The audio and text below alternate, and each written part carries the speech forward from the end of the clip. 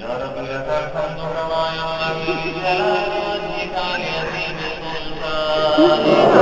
اللهم اغفر لنا وللمؤمنين والمؤمنات والمسلمين والمسلمات الأحياء منهم والأموات.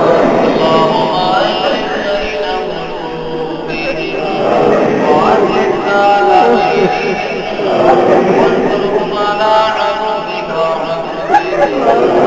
اللهم ادخل الكفرة الذين يصدون عن سبيلك